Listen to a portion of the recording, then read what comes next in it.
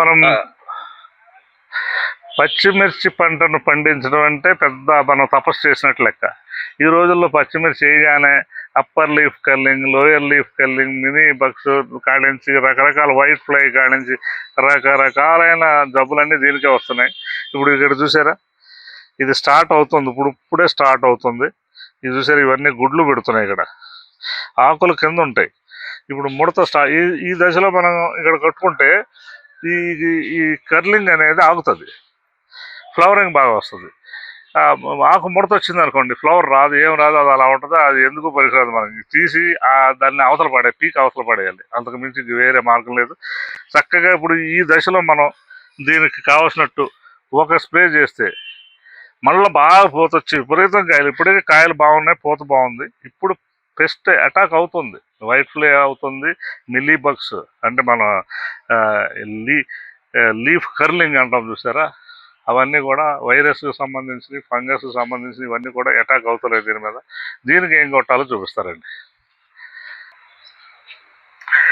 మిరప మొక్కలకు సంబంధించినటువంటి ఈ రకరకాలైనటువంటి పెస్ట్లన్నీ, ఈ ఫంగస్ సంబంధించి ఇవన్నీ కూడా కంట్రోల్ అవ్వాలంటే మన కిట్లో ఈ అభయ అనే దాన్ని మనం స్ప్రే చేసుకున్నట్టయితే అక్కడున్న వ్యాధి తీవ్రతను బట్టి 1.5 ml to 3 ml వరకు కూడా వేసుకోవచ్చు. రెండోది, దీనికి కనుక upper leaf culling, lower leaf culling already కనుక అటాక్ కనుక అయిపోయినట్టయితే 3 రోజులకు ఒకసారి 3 times కొట్టండి. తర్వాత 15 రోజులకు ఒకసారి కొట్టుకోండి. మీ మిర్చి మొక్కకి నిరంతరం కాయలు కాస్తూనే ఉంటుంది. ఓకే రండి, ఇది ఎలా కొట్టాలో చూద్దాం.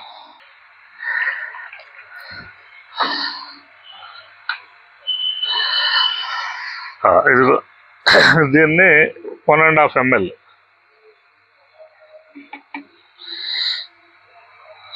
స్క్రీట్స్ ఇవన్నీ.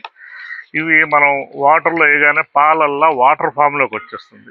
ఎనీ ఆయిల్ మనం కనుక కొట్టినట్లయితే దాన్ని ఆయిల్గా మనం మొక్కల మీద కొడితే మొక్కలు రెస్పిరేటరీ ప్రాబ్లమ్స్ వచ్చి చనిపోతాయి.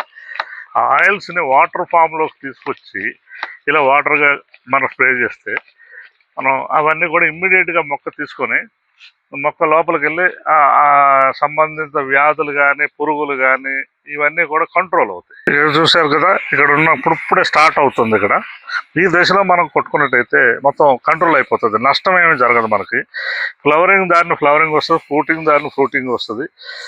మనం మిర్చిలో మనకి చాలా మట్టుగా మిర్చి వేసిన వాళ్ళంతా కూడా ఈ టెర్రస్ గార్డెన్లో ఫెయిల్ అవటానికి కారణం ఏంటంటే ప్రాపర్ టైంలో మనం కనుక ఇక్కడ చూసారా కొంచెం లేట్ అయింది మొక్కకి, మనం కొట్టినట్టయితే నష్టం జరుగుతుంది. ఇప్పుడు ఇట్లాంటి నష్టం జరిగిన తర్వాత దీనికి ఏమి ఇచ్చుకోవాలంటే మొక్కకి బలానికి కొంచెం ఏదైనా దానికి స్ట్రెంత్ కోసమని కొంచెం మనం దీనికి సంబంధించినటువంటి ఏదైతే బలం వస్తుందో ఆ విధమైన పదార్థం బలానికి ఇచ్చుకోవాలి దీనికి వెంటనే.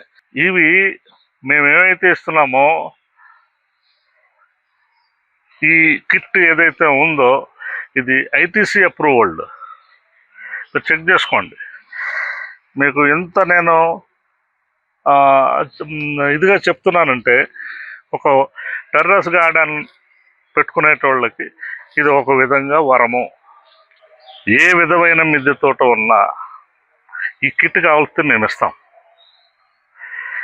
మీరు వాడి రిజల్ట్ మీరు చెప్పండి, నేను చెప్పడం కాదు.